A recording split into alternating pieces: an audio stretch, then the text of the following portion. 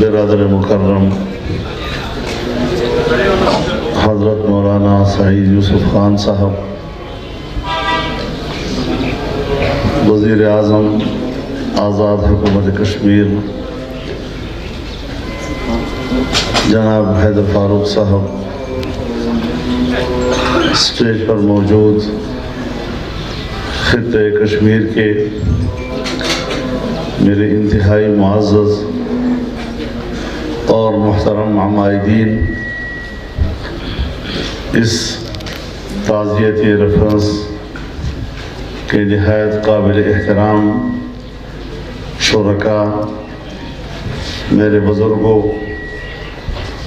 دوستوں اور بھائیوں، اپنے بھائی حضرت قاری مسعود یوسف خان صاحب کی وفات حسرت آیات، ایسا صدمہ نہ تھا کہ جسے صرف ان کے بھائیوں نے، ان کی اولاد نے یا حضرت مولانا مفتی محمد یوسف خان صاحب رحمہ اللہ کے خانوادے نے محسوس کیا ہو، ہمارے دل بھی اسی طرح رنج و غم کا شکار ہوئے، صدمے کا شکار ہوئے، اور آج انہی احساسات کو لے کر جہاں آپ اپنا صدمہ اور غم ان کے ساتھ شریک کر رہے ہیں، میں تو اپنے آپ کو ایسا سمجھتا ہوں کہ جس طرح ان کا خانوادہ قابل تعزیت ہے اور آپ ان کی تعزیت کے لیے آتے ہیں، خود کو بھی اس کا حقدار سمجھتا ہوں کہ ان کی وفات کی تعزیت مجھ سے کی جائے۔ میرے محترم دوستو، یہ دارالعلوم تعلیم القرآن اور خطہ کشمیر میں مصروف جمعیت علماء اسلام، یہ دونوں ایسے شجرہ طیبہ ہیں کہ جس کی بنیاد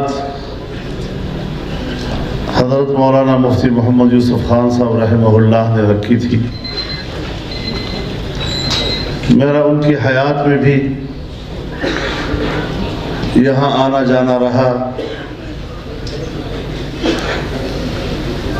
پاکستان میں بھی بہت سے مجالس میں ان کے ساتھ شرکت ہوتی رہی، اور اس طرح اس خانوادے کے ساتھ میرا تعلق اس خانوادے کے ایک فرد جیسا ہے، جن کی خوشی بھی میری خوشی اور جن کا غم بھی میرا غم ہے۔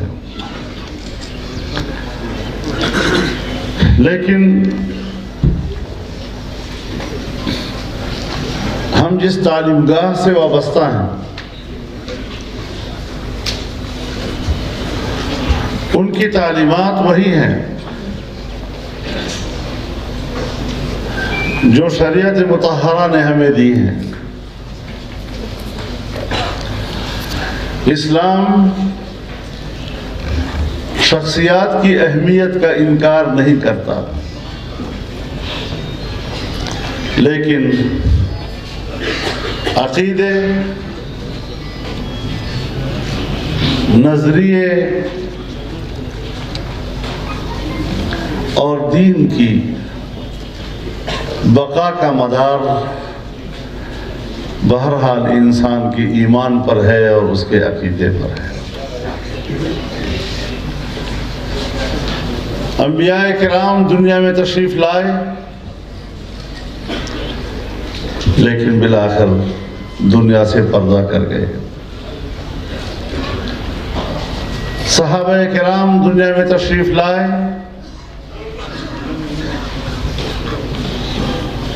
ان سے عزت اور عظمت والی کوئی دوسری جماعت پوری انسانیت میں نہیں ہے۔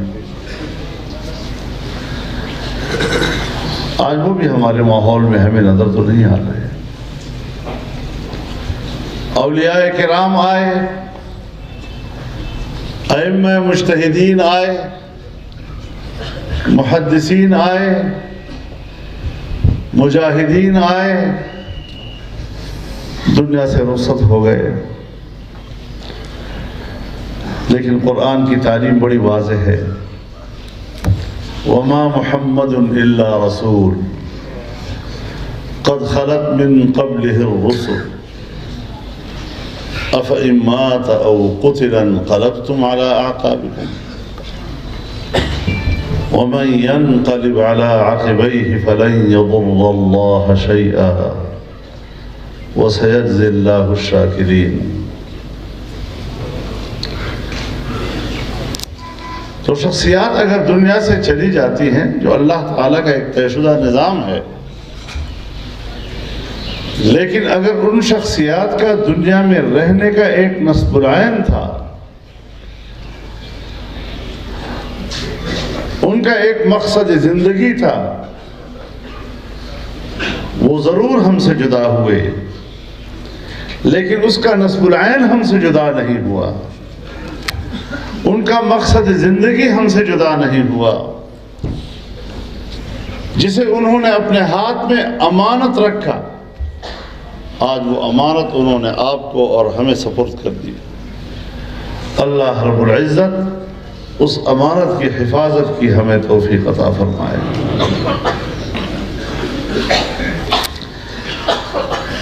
مسعود بھائی کی توصیف میں بہت کچھ کہا جا سکتا ہے، بڑے مرنجا مرنج، بزرسنج اور لوگوں کے غم میں شریک ہونے والی ایک شخصیت تھی۔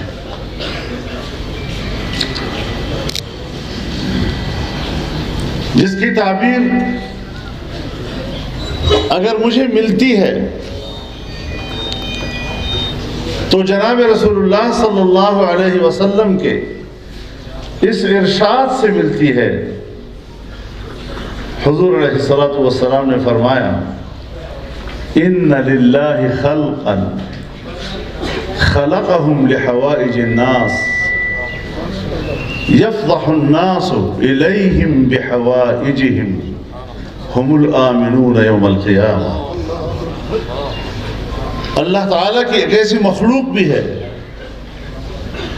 کہ جسے اللہ نے اپنے مخلوق کی ضرورتوں کو پورا کرنے کے لیے پیدا کیا ہے، اور لوگ اپنی ضرورتوں کے ساتھ ان کی طرف لپکتے ہیں۔ یہی وہ لوگ ہیں کہ جو آخرت میں اللہ کے عذاب سے محفوظ رہیں گے۔ خدمت خلق اتنا عظیم منصب ہے کہ جس کے لیے رسول اللہ صلی اللہ علیہ وسلم کی طرف سے جو بشارتیں نصیب ہوئی ہیں، ایک روایت میں آتا ہے، اذا اراد اللہ بعبدہ خیرا یصرف حوائج الناس الیہ، جب اللہ تعالیٰ اپنے کسی بندے کے ساتھ خیر کا ارادہ فرماتے ہیں تو لوگوں کی ضرورت اس کی طرف متوجہ کر دیتے ہیں۔ خدمت خلق ایک بہت عظیم منصب ہے۔ ہمارے مولوی صاحبان یہاں آ کر بڑی کوتاہی کرتے ہیں، جب لوگ ضرورتیں کے لیے آتے ہیں ان کے پاس تو وہ بڑے غصے میں ان کو کہتا ہے، تم نے مجھے ووٹ اسلام کے لیے دیا تھا یا نوکری کے لیے دیا تھا؟ تم نے مجھے ووٹ اسلام کے لیے دیا یا تھانے کے لیے دیا تھا؟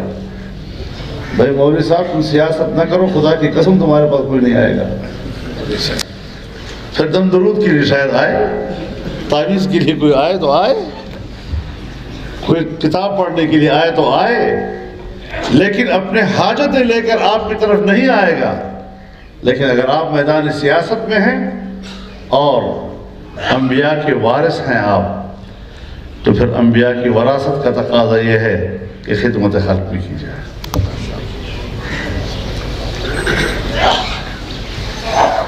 یہ ہم لوگ ہیں جنہوں نے دین اور سیاست کو الگ کر دیا ہے، اور ہم بھی کتنے سادہ لوگ بن جاتے ہیں۔ کبھی جب ختم نبوت کا مسئلہ آتا ہے تو ہم اس وقت کہتے ہیں یہ خالص دینی مسئلہ ہے، یہ مسئلہ سیاست سے بالاتر ہے۔ میں ایک طالب علم کی حیثیت سے علماء کرام کی خدمت میں عرض کرنا چاہتا ہوں کہ جناب رسول اللہ صلی اللہ علیہ وسلم نے ختم نبوت کے عنوان کو کہاں سے جوڑا؟ فرمایا کانت بنو اسرائیل تسوسهم الانبیاء کلما ہلک نبی خلفہ آخر ولا نبی بعدی۔ بنی اسرائیل کی سیاست انبیاء کیا کرتے تھے، اور سیاست نام ہے قوم کے اجتماعی امور میں ان کے معاملات کی تدبیر و انتظام۔ جب انسانیت اس مقام پر پہنچ گئی کہ اس نے ایک تمدن اختیار کر دیا، مل جل کر رہنے کا رواج پڑ گیا، گاؤں آباد ہو گئے، شہر آباد ہو گئے، اور پھر انبیاء کرام نے ان کے اس نظام کو بھی سنبھالا، اور ایک پیغمبر جاتا تھا تو دوسرا اس نظام کو سنبھالتا تھا، اور نبی علیہ السلام نے فرمایا کہ اب میں آخری پیغمبر ہوں، اب دنیا کا سیاسی نظام میرے ہاتھ میں ہے، اور میرے بعد کوئی نبی نہیں ہوگا۔ وَسَيَكُونُ بَعْدِ خُلَفَاء، ہاں میرے خلفاء بعد میں آتے رہیں گے جو اس منصب کو سنبھالتے رہیں گے، جن کے پاس رسول اللہ صلی اللہ علیہ وسلم کی یہ تعلیمات ہوں۔ پتہ نہیں کس طرح جرت ہوتی ہے ان کو کہ وہ حجرے میں بیٹھ کر لوگوں کو مسئلے بتا رہے ہوتے ہیں کہ یہ ختم نبوت تو خالصتاً مذہبی مسئلہ ہے، اس کا سیاست سے کیا تعلق ہے؟ میرے رسول اللہ آخری سیاستدان انبیاء میں تھے، اور انبیاء کی سیاست کی آخری کڑی جناب رسول اللہ صلی اللہ علیہ وسلم کی تھی، جس کا آپ نے خود ارشاد فرمایا۔ تو اس اعتبار سے ہمیں یہ تعلیم گاہیں یہ تعلیم دے رہی ہے۔ قاری مسعود خان اس تعلیم کے تعلیم یافتہ تھے، یہ درس انہوں نے پڑھا تھا، لیکن ہماری ریاستی نظام اس قسم کے تصورات اور نظریات کا مذاق اڑاتی ہے تاکہ عام آدمی کے دل و دماغ میں یہ شعور تک نہ آ سکے کہ سیاست بھی سیاست شرعیہ ہوا کرتی ہے، اور اس میں بھی ہمیں انبیاء کی رہنمائی کی ضرورت ہوا کرتی ہے۔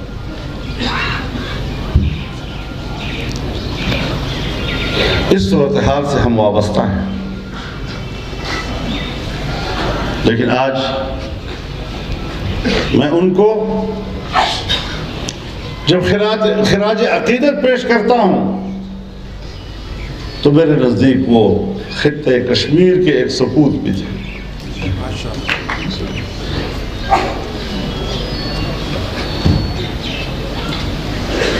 خطہ کشمیر کے مسلمانوں نے اپنی آزادی کے لیے اور اپنے حق خود ارادیت کے لیے ایک صدی تک جنگ لڑی ہے۔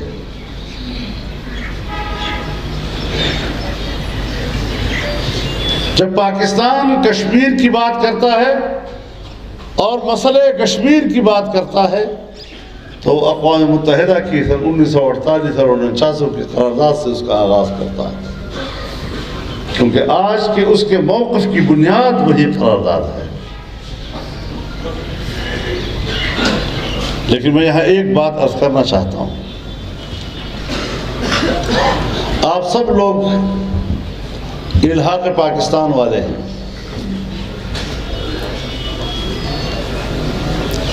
پاکستان سے الحاق کشمیریوں کا نظریہ بھی ہے، اور جو جماعتیں یہاں سٹیج پر بیٹھی ہیں ان کا نقطہ نظر بھی یہی ہے کہ وہ کشمیریوں کے دل و دماغ میں نظریہ الحاق کو فروغ دیں۔ دیکھیں، ایک طالب علم کی حیثیت سے میرے بھی کچھ سوالات ہیں۔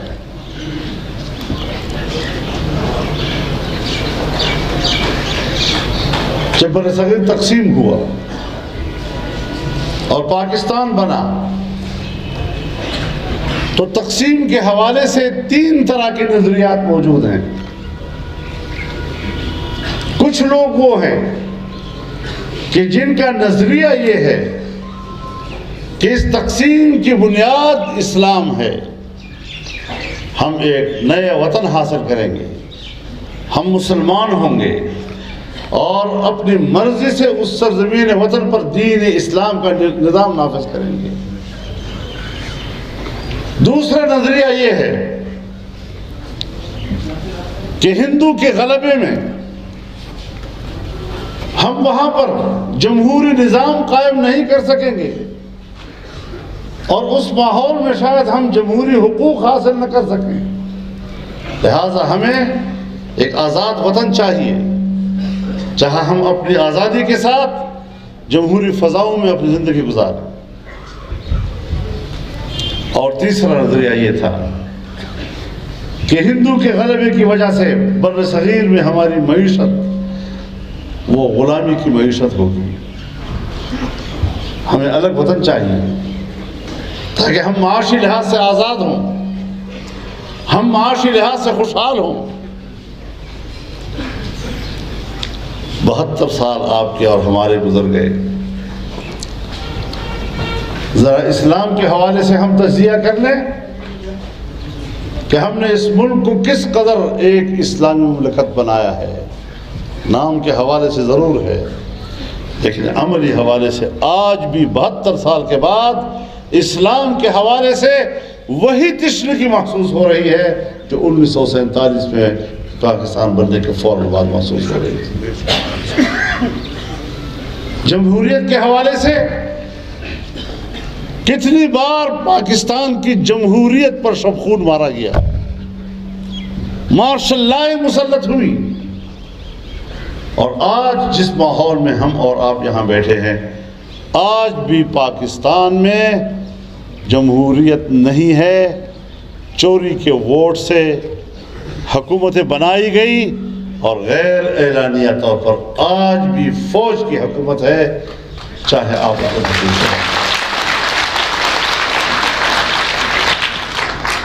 ہم نے اس جمہوریت کا خواب دیکھا تھا۔ ہمارے بزرگوں نے قیام پاکستان کے وقت کیا اس جمہوریت کا خواب دیکھا تھا؟ اور معاشی حوالے سے آپ بہتر جانتے ہیں کہ پاکستان کی تاریخ میں پہلی مرتبہ پاکستان کی سالانہ مجموعی ترقی کا تخمینہ جو پچھلی حکومت نے اس سال کے لیے 6.5% لگایا تھا، آج 2 سال میں ان حکمرانوں کے نااہلی کے نتیجے میں ہماری سالانہ ترقی کی شرح وہ 0 سے بھی نیچے چلی گئی، 0 سے بھی ہم نیچے چلے گئے۔ یہ ہے وہ معاشی ترقی جس کا خواب دیکھ کر ہم نے وطن حاصل کیا تھا۔ کیسے ہم اس وطن عزیز کو، اس قوم کو، ان لوگوں کے رحم و کرم کو چھوڑیں؟ اور کیوں چھوڑیں؟ پاکستان کی پارلیمنٹ میں گزشتہ 2 سالوں سے کوئی قانون سازی نہیں ہوئی، اور صرف ایک قانون سازی ہوئی ہے کہ FATF کے شرائط پر قانون سازی کرو۔ کیا ہم پر مسلط کیا جا رہا ہے؟ تو اس اعتبار سے ہم آج یہی کہنا چاہتے ہیں، کشمیر ہمارا ہے، گلگت بلتستان ہمارا ہے، ہم آپ کو پاکستانی سمجھتے ہیں، پاکستانی ہونے کے علاوہ آپ کو کچھ نہیں سمجھتے، لیکن پاکستان ایک مقدمہ لڑ رہا ہے پوری دنیا میں، اور جس کی اساس سن 49 کی قراردادیں ہیں، جس میں کشمیریوں کو حق خود ارادیت دیا گیا ہے کہ وہ اپنی مرضی سے فیصلہ کریں گے اپنے سیاسی مستقبل کا۔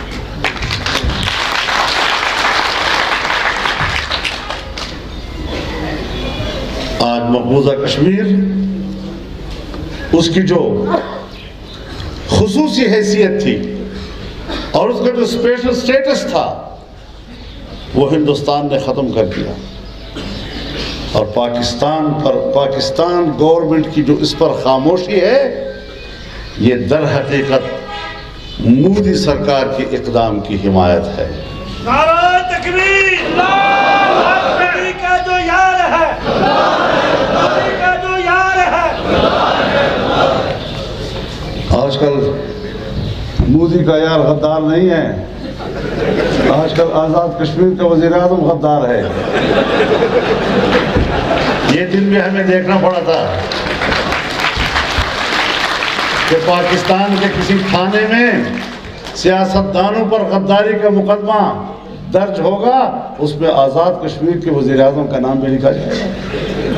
شرم آنی چاہیے ان لوگوں کو۔ سیکھا یہی ہے، جور ہے، جور ہے۔ کیا کیا ملک کے اندر کیا کیا آپ لوگوں نے؟ ان کو دیا موڑ دیا لوگوں نے، کیا کیا؟ چوری کے علاوہ انہوں نے کچھ کرا ہے؟ فائدے کا دیا، بجلی کا دیا، کتنے نئے کر دیا؟ یہ ہے وہ دل کی آواز کہ کیا حشر کر دیا ہے ملک کا انہوں نے جی۔ اب اس صورتحال میں بھی آپ ذرا دیکھیں، دو چیزیں مد نظر رکھیں۔ یہ جو کچھ آج کشمیر کے ساتھ ہو رہا ہے، مقبوضہ کشمیر کے ساتھ بھی، گلگت بلتستان کے ساتھ بھی، یہ کشمیر کو 3 حصوں میں تقسیم کا فارمولہ الیکشن سے پہلے عمران خان نے پیش نہیں کیا تھا۔ تو پھر یہ سب کچھ جو ہو رہا ہے ایجنڈے کے تحت ہو رہا ہے۔ یہ پاکستان کے عوام کا ایجنڈا نہیں ہے، یہ کشمیر کے عوام کا ایجنڈا نہیں ہے، یہ پھر کسی باہر کا ایجنڈا ہے۔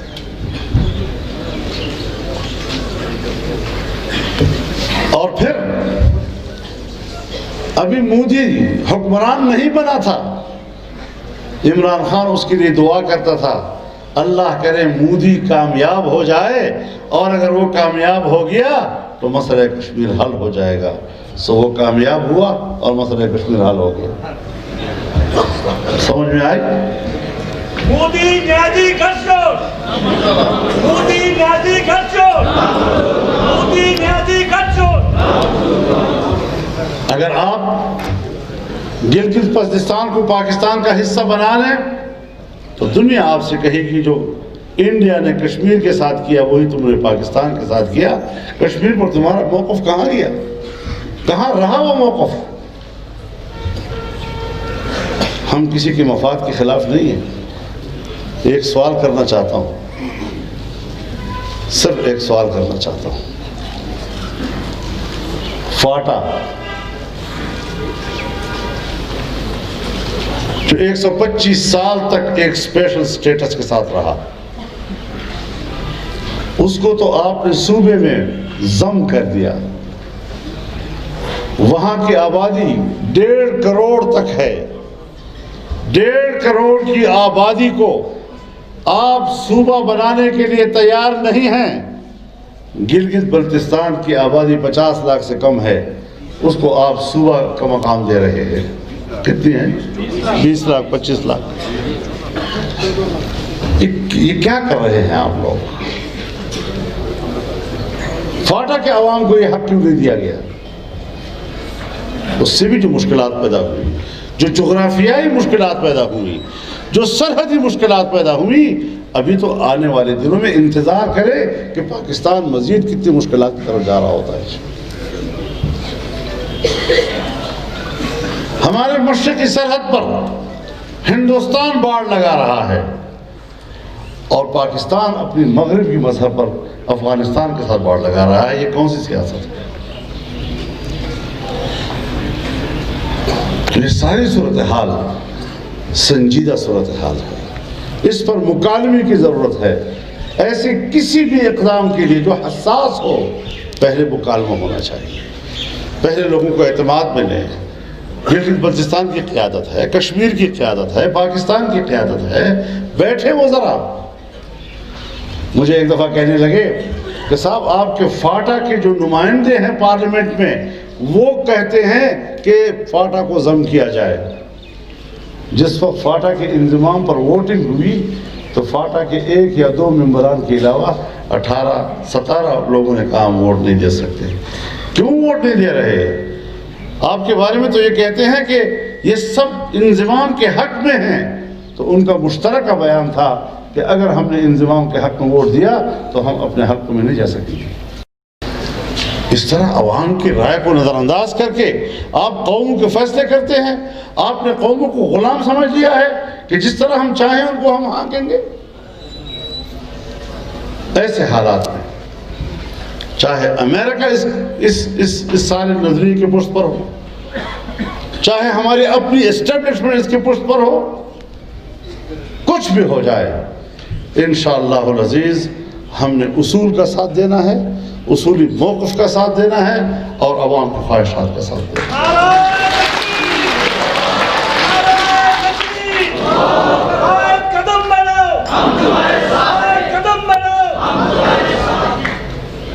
جناب وزیر اعظم کی موجودگی میں عرض کرنا چاہتا ہوں کہ یہ حساس معاملات ہیں، یہ خطے کی جغرافیائی شکل کو تبدیل کر دیں گے اور کچھ پتہ نہیں کہ قوم کا مستقبل پر kya ہوگا. یہاں کشمیر کے اندر سے ایک تحریک اٹھائیں، تمام سیاسی جماعتوں پر مشتمل گلگت بلتستان کی قیادت کو بھی آپ مشورے میں لائیں، ایک تحریک اٹھائیں، مکالمے کی تحریک اٹھائیں کہ ہم لوگوں کے اعتماد کے بغیر آپ ہمارے آنکھوں پر پٹیاں باندھ کر ہمارے فیصلے نہ کریں، اور یہاں سے آپ تحریک اٹھائیں. انشاءاللہ ہم آپ کو پاکستان میں سپورٹ کریں گے.